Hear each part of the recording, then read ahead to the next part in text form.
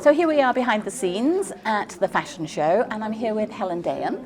And Helen, I think this is your day wear. This is my day wear, and it started off as just a pair of leggings because these were made from wool which I dyed, and as you knit it, it comes up stripy. So I thought they would be rather jolly, but then I had to have something else to go with it, of course. So I dyed the smock, I dyed the bag, and then did a bit of embroidery on it. And what's the last piece you've got to show us? Well, the final piece is the coat of dreams. This is a coat, a transparent coat with no warmth.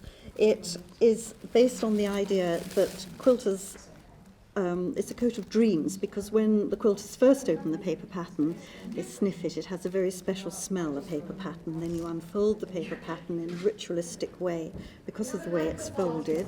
You cut out the pieces, you press them, you lay them on the fabric, and everything is wonderful. And from that moment, it can go completely off the rails.